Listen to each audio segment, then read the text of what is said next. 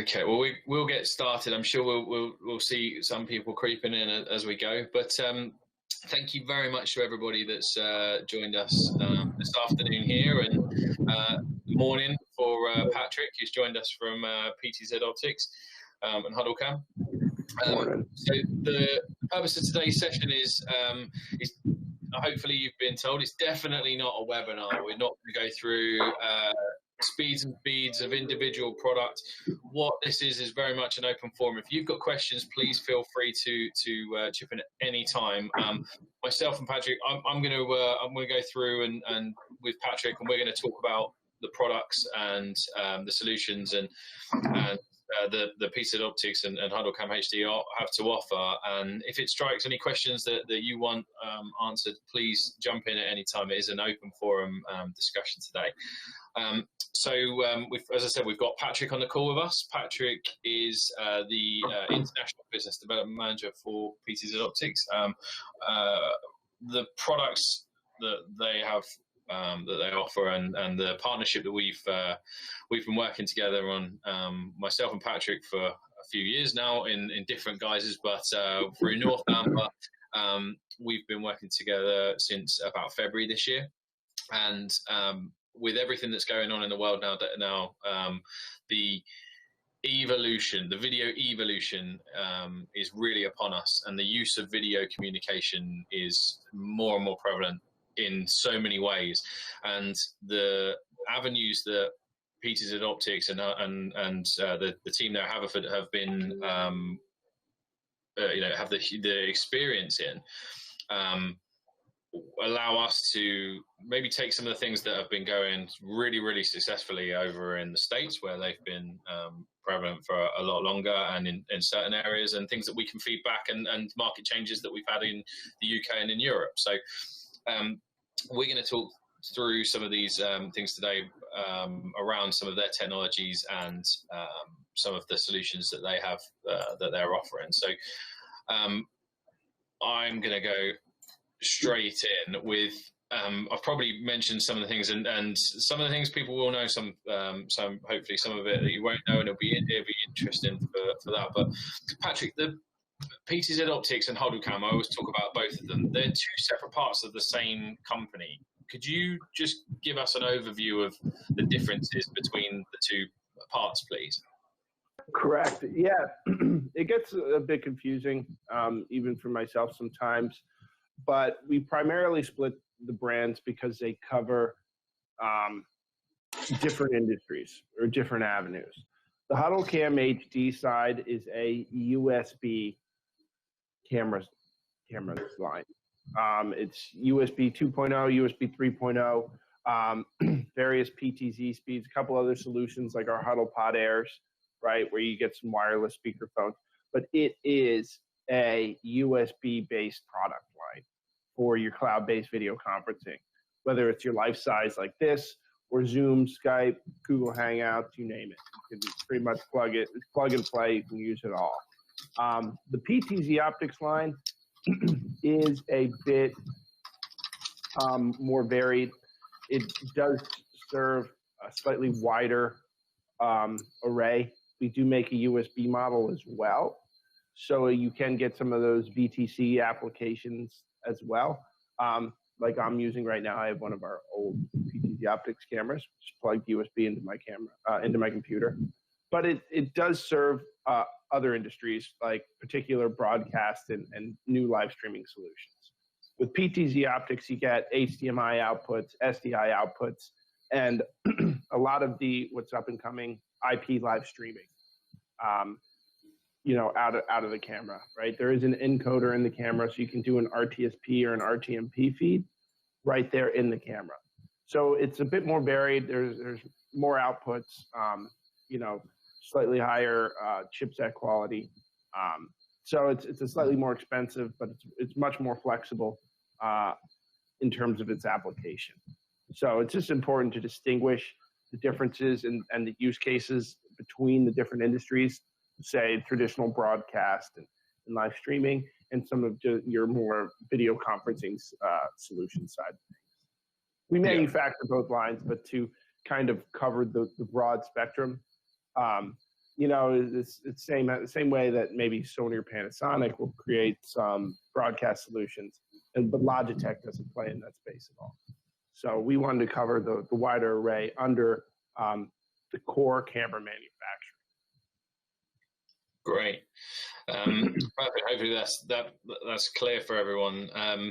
So I think for a lot of people, some people are very experienced and have a lot of experience in specifying solutions for their customers, and others not quite so much. And I think there's a few key questions that come up when specifying or talking to customers for specifications that are required. And I was wondering if you could just help with a couple of the main things that people should be looking at when they're specifying their cameras. So, general stuff, the people should be asking questions that should be being asked, or things that are going to help to determine between one of your range and another.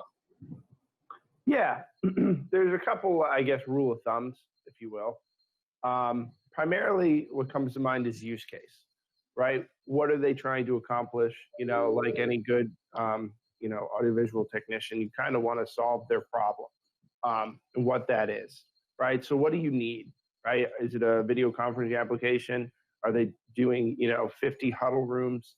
Do they need, microphones? Do they need a simple video conferencing solution? Or they, a larger venue? Are they trying to do live streaming? Do they have, broadcast equipment? So thinking of the use case, right? What are you trying to do? Come on. Zoom in on the cat. Right. So that the use case is one of the first things, right? What do you need? What are you trying to solve? The connections, right?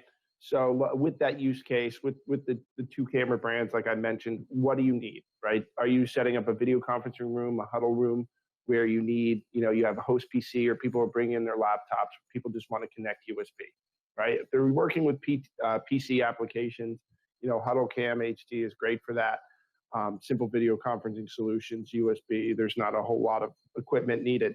If you are doing, live streaming, some of your broadcast equipment, you can kind of think of like, what other equipment do I have? What connections do I need? We work with a lot of other switchers. There's software switchers like, vMix and Wirecast we do a lot of live streaming with. But there's also a lot of really big players like Blackmagic, right? And Roland, and they make, say, HDMI switchers or SDI switchers as well. So you want to think of what other equipment are you working with? Do they have, sometimes they want to replace the cameras, and you need to look at their other equipment to see what they have, see if you can retrofit that. HDMI is pretty popular application with that. HDMI has been around for a while now. Or they're looking to replace it all. And maybe you could even go, completely IP workflow with some NDI solutions as well, which we talked about a little bit. But, budget obviously is a concern. With some of the Huddle Cam solutions, we have some all-in-one solutions with a speakerphone and a camera. You got to think, what is their budget? PTZOptics cameras, are typically, around, I think, 1,500 pounds. So, it's a slightly higher, more expensive camera, more expensive solution. So if they want to do 100 rooms, they might be looking for simpler huddle room solutions versus if, it's a music venue that wants to start live streaming and they're looking for that low light quality SDI connections and IP control. Okay. So, I'm going through that. There's obviously a couple of specific drivers that would lean you into choosing a PTZ optics camera rather than a Huddle Cam HD camera. The ultimate leaders, what would be the ultimate leaders that drove you to say, actually, I need a PTZOptics camera in this environment, or a Huddle Cam HD was the right solution here? Yeah, so if you're doing a video conferencing, you might want to look at some Huddle Cam HD solutions, right? It's USB, plug and play, it's easy to use. If you're doing live streaming or broadcast, look at some of our PTZOptics solutions, right? That's where Yeah. you're going to get some SDI. SDI is also really nice for install.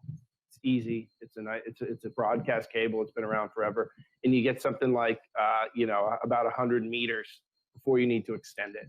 That's why SDI has been popular for so long.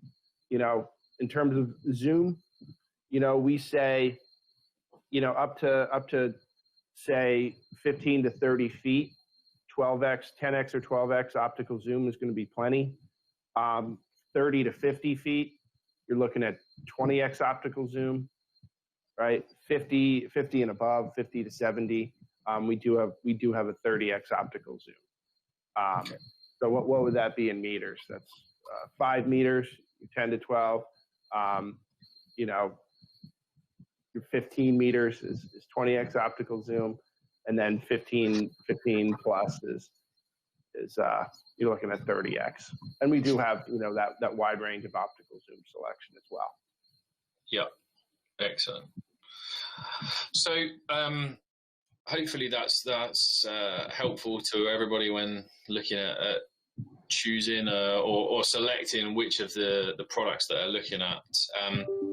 I know that recently, obviously, you've had completely unprecedented popularity right now, and the sales and inquiries and interest in your products have just been off the scale on an international level. But that has caused a few issues with some of the stock availability, down to just overwhelming success.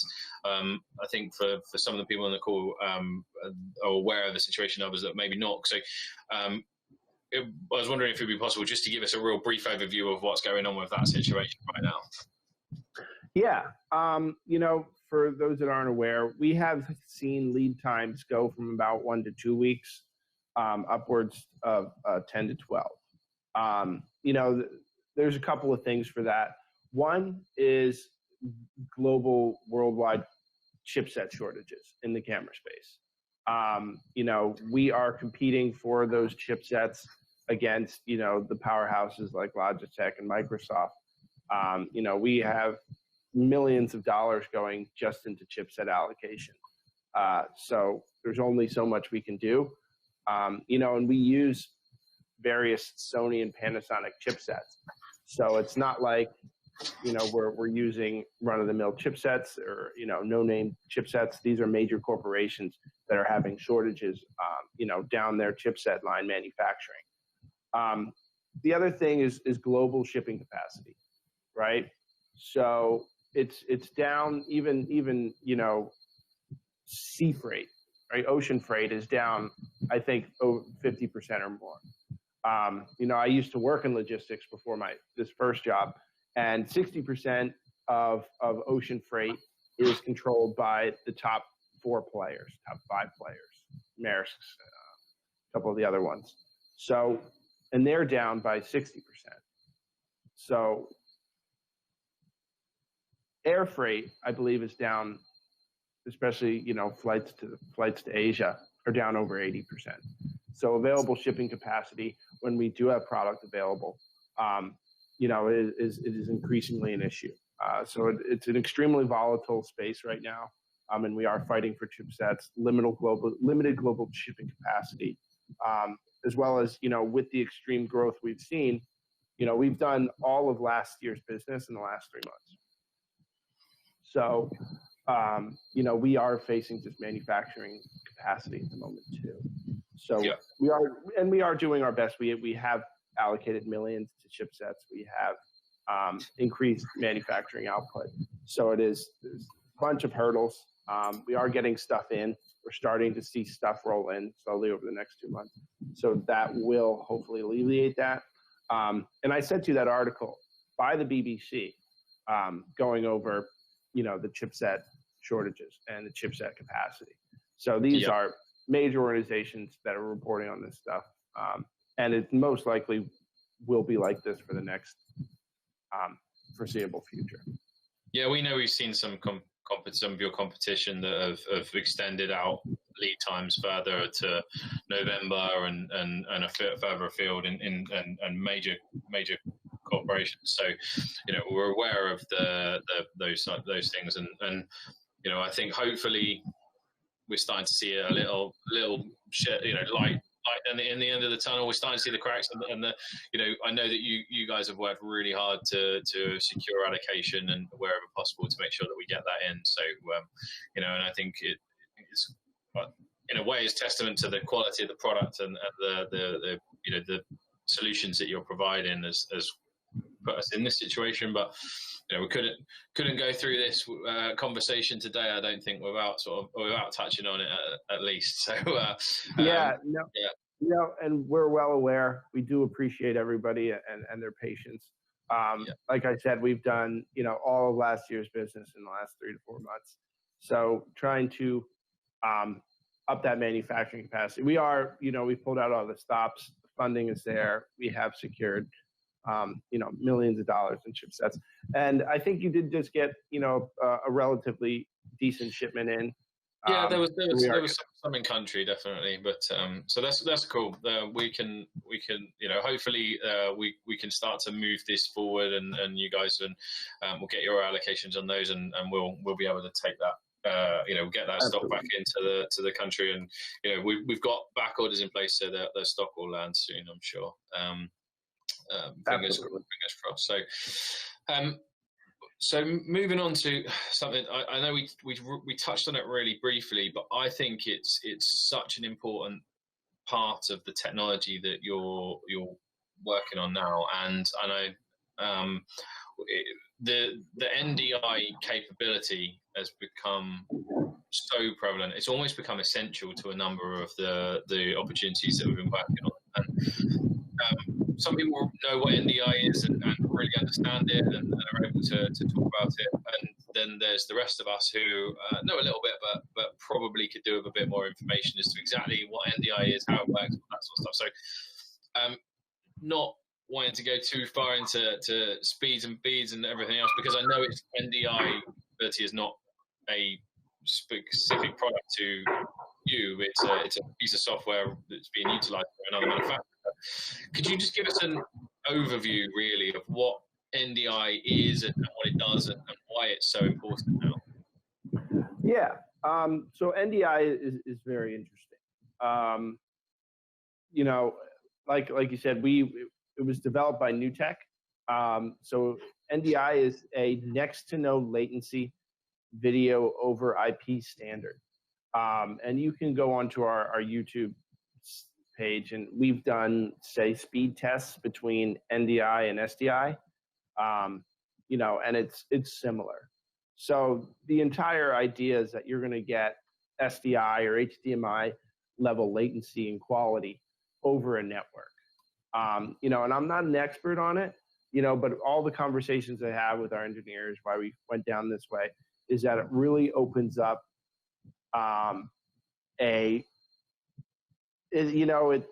the world is flat. Thomas Friedman, when he came out with that book, it was all about technological change in the marketplace and the economy, and it really kind of levels the playing field in terms of what you can do, one with a network, but really IP video workflows. And you can go to NewTek's site. You can go to, I think they bought another site. It's ndi.tv, where you can learn more about it. But, for us, the big draw there is, power, video, and control all over a single CAT cable.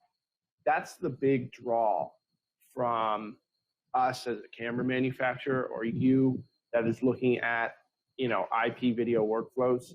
NDI really, allows for network-based switching, and it opens up a lot of possibilities in real time, right? So if you're a major, even news network or anything, any small, universities, we've been working with universities on it. So any classroom, anything that's plugged into your network and is set up as an NDI source, you can bring into your production in real time. So if I was running, say, a campus news network or something like that, any classroom could be an NDI source. Any one of our cameras can be an NDI source that I could bring in real time. And you can bring them into things like video conferencing. That's why we came out with our 4K webcam as an NDI version. So what you'd be able to bring this up in real time in, say, a video call like this, using a video production. So I always think of, like, you know, car dealerships. If I was like, you know, the manager of the Northeast, now the United States is huge, right? But if I was like the Northeast sales manager for, say, like Toyota, and I had cameras set up as NDI sources out in the lot, I could do like virtual inventory, right, without having to travel to all these locations. So these video workflows and the ability to pull in almost any NDI source into a production, you know, really opens it up. And you don't need all the expensive switchers, right? All the expensive graphics. It's all done, you know, in various software like Wirecast and vMix, right? They're powerful live streaming softwares at an affordable price, right? Or you could use like a NewTek TriCaster, a bit more expensive, but, you know, accomplishes some of the same thing. It's other good equipment. So it really opens it up, you know, and I myself am not, you know, an ultra expert in IP or even the broadcast space, but, you know, from talking with my engineers and Andrew Cross, who's the CEO of NewTek, it's really promising, you know, looking at some of this stuff and what you can do with it. Not to mention setup and breakdown. I think some of the use cases we've seen in this territory have been around like listed buildings where you've not been able to run cable, maybe HDMI or SDI cable, and you know, there's already network capability. So, for example, you know, a medieval church, there's surface mounted conduit that's in place, and the the leader of the church wants to, or the house of worship wants to live stream that service to their congregation, or to access that information and then broadcast it on a Facebook group or via another web link or some hosting service. NDI has been essential in being able to do that, and you know, with universities going back, some going back completely virtual, others going back in a hybrid style. Being able to network that camera through existing infrastructure to access that camera via the existing network, and then either capture through either standard lecture capture solutions or broadcast out to other web links, or you know, control that via the network, so they haven't got to have somebody in house to be able to access that camera. No. You know, it's just been essential. The use cases of this have been massive and increased in such a big way. And I guess with yourselves, I know that NDI was something that we were talking about like 2 years ago, maybe you know, and was being used and being talked about as something. It was even 3 years ago. 3 years ago. 3.5.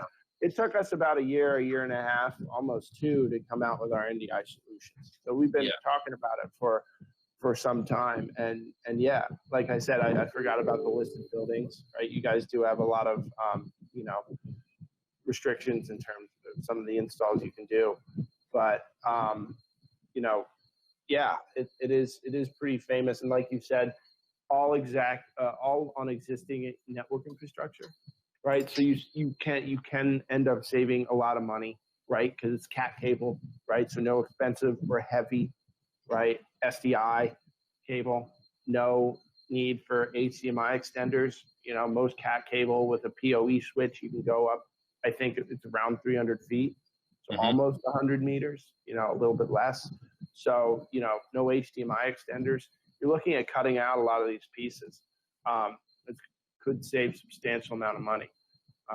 So you start chipping it away at all the other infrastructure you need, and basically you need some NDI peripherals, cat cable, and a network switch, a gigabit switch, and you can get up and you know, hosting production.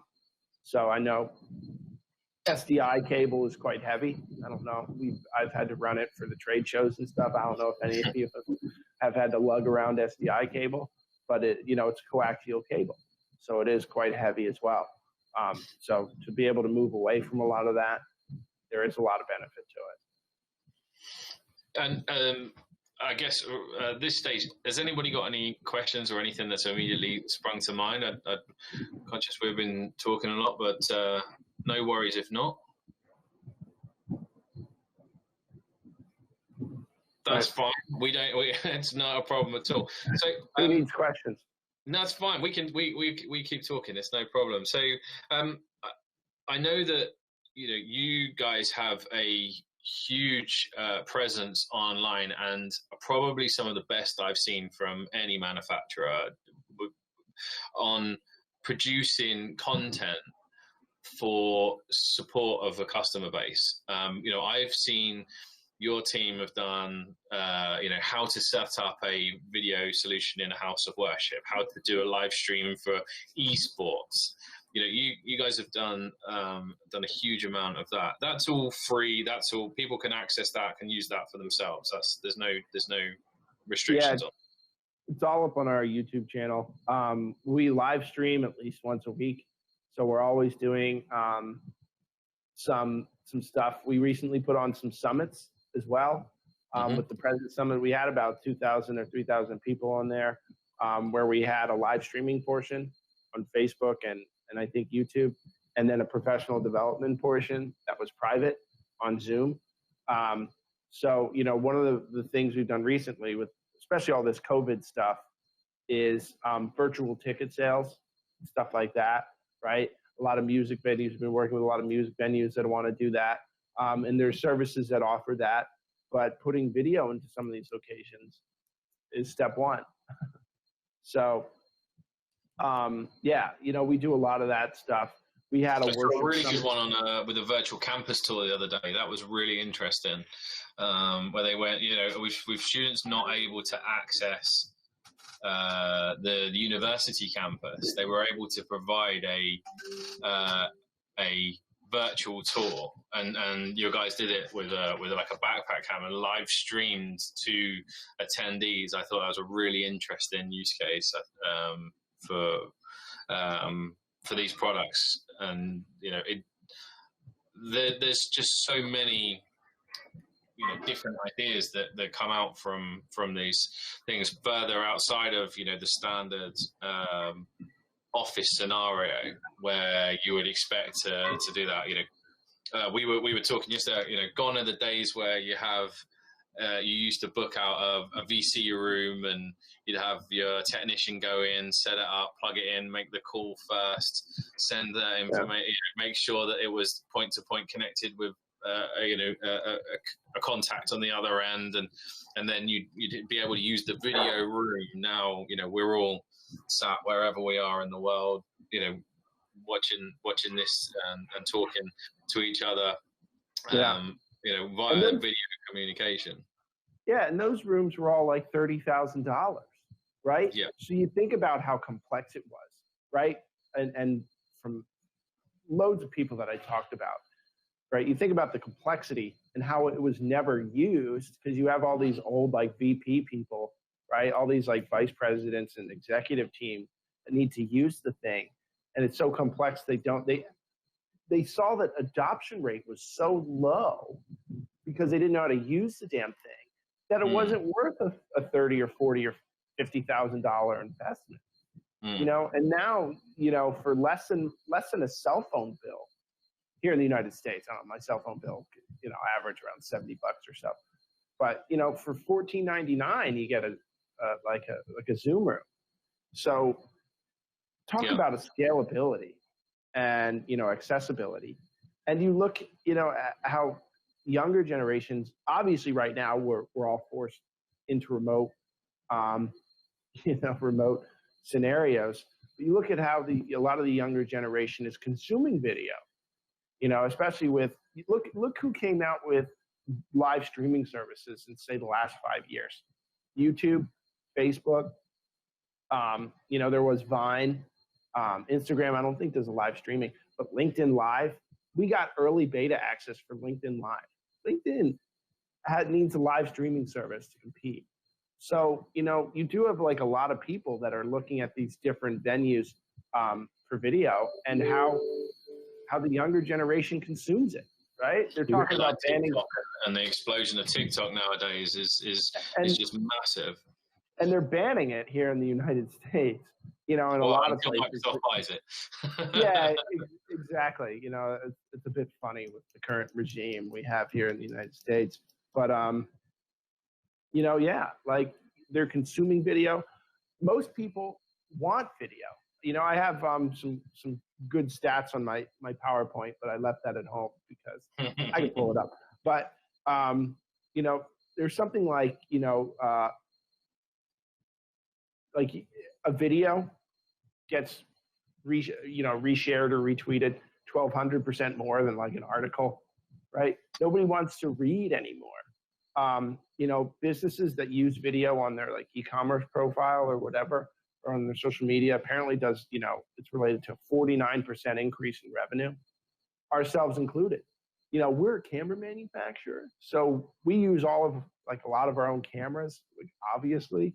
So that's a bit of a catch-22. That's why we invested in the studio space, because like, well, we have to show people that we can, you know, put our money where our mouth is and use our own products to create this content. But we've done it with, you know, different use cases. It's always kind of interesting what our marketing team is up to in terms of, you know, and we're big on integrations. You know, that's one of the reasons we like to play outside of the box with so many other people, is we were one of the first PTZ camera manufacturers to come up with a plugin for camera control for OBS. Now, OBS is the #1 live streaming software used by people around the world. It's got like 140 million users, right? And that's what most, if not all the e-platform, all the e-gamers, right? That's what they're using.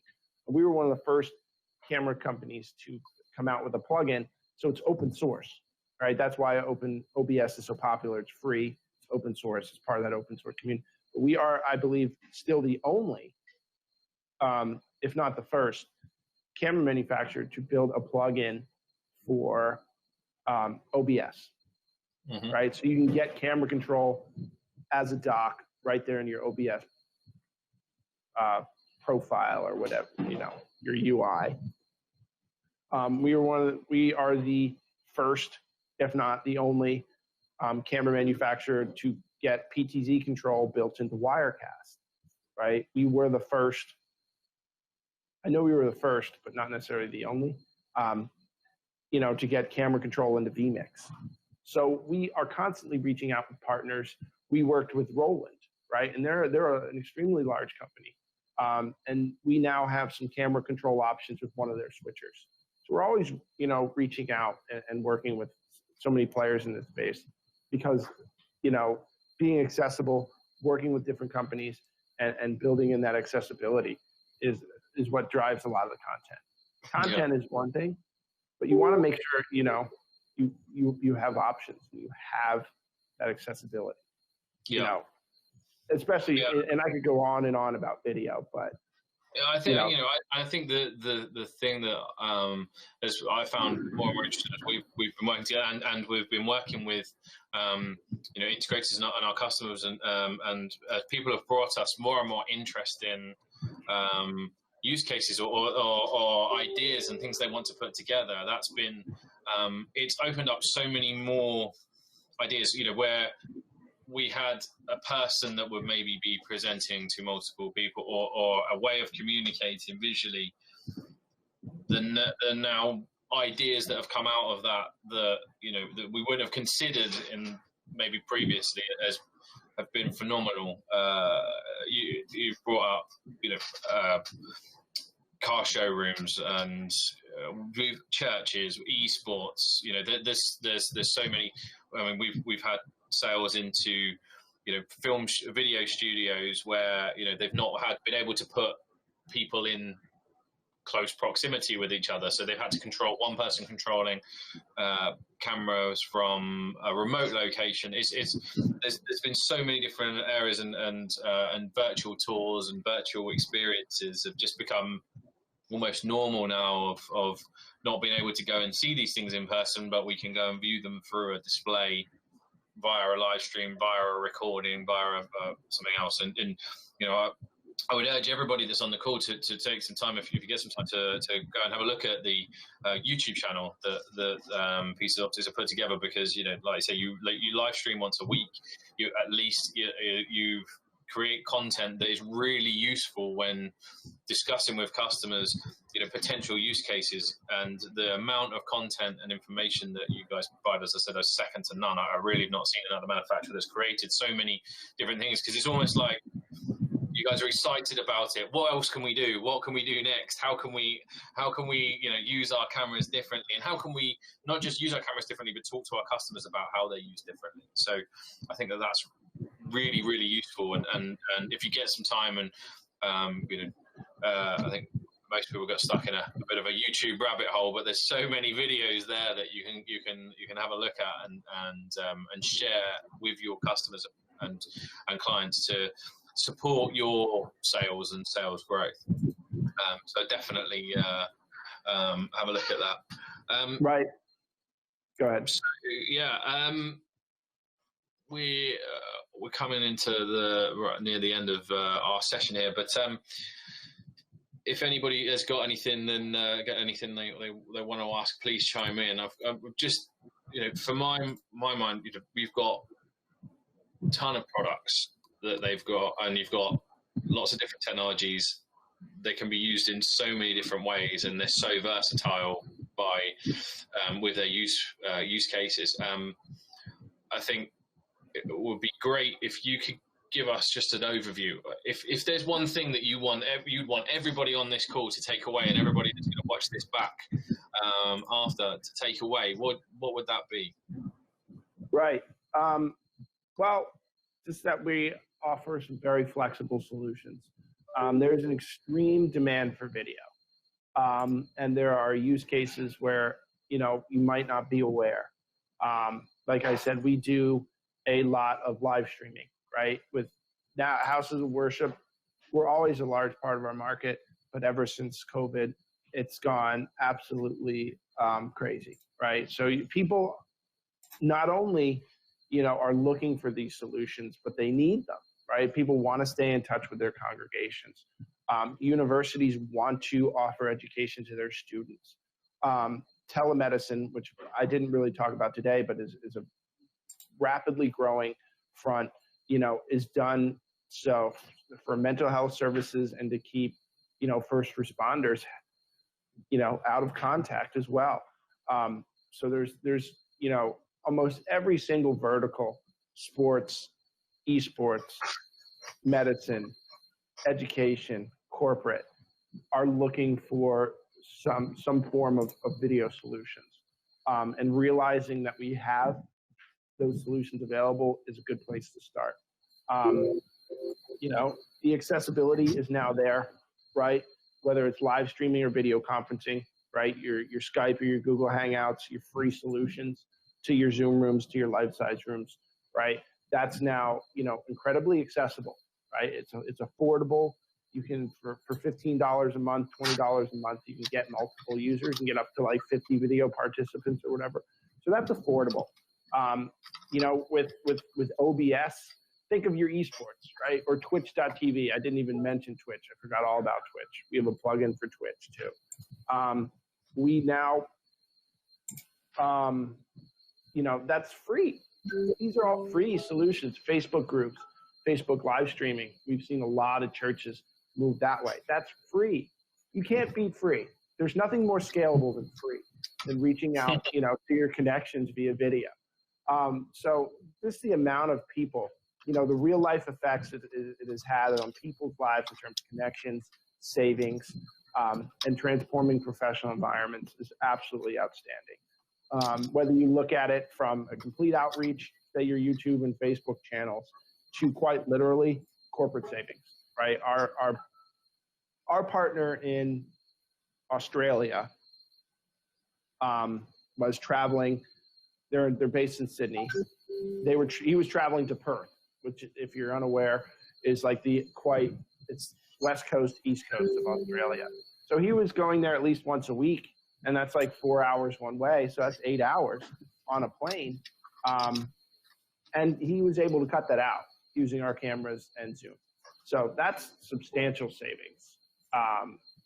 So there's just so much, whether it's outreach or savings or just professional development that video can help you achieve. It's pretty phenomenal. And our YouTube is a great place to see some of that use case. You're right. We have a very active marketing and video production team. But we also have a Facebook user group, which is a great place to go. And actually, because you're all our resellers and our partners, that's a great place to like mine leads too. Because we get people reaching out on our Facebook group being like, I'm in the UK though, like, where. So we do have a lot of our resellers that join that, like mine leads out of there. But feel free to join it again. So I think that, that's it. It's just realizing how much demand there is for video out there, and to make sure you're bringing these solutions to your customers that are looking for it. Great. That's perfect. I think, if no one's got any other questions, then I'll wrap up. But hopefully that's answered a few questions around what the background of PTZOptics and HuddleCam HD and Haverford overall, and NDI capabilities, use cases, and locations for information. Has anybody got a specific question about any of the products while we've got Patrick? And if you don't have them here, you can always email me, patrick@PTZOptics.com. Perfect. If we've got no questions, then we'll wrap up. We'll wrap up a little bit earlier. But really want to say thank you very much, Patrick. Really appreciate your time today. My pleasure. People found it interesting. We'll make this video will be sent out if we want to watch back or listen to see Patrick's cat again. We'll make this video available for people to access. So if there's anything that you want to remember or bring up again, but you can always reach out to any of the technical team or any of the sales team at Northamber, or Patrick directly. More than happy to answer your questions and help in any way that we possibly can. So thank you very much for everyone who joined us today, and I look forward to seeing you all very soon. Thank you. Awesome. Thank you very much. All right, cheers, guys.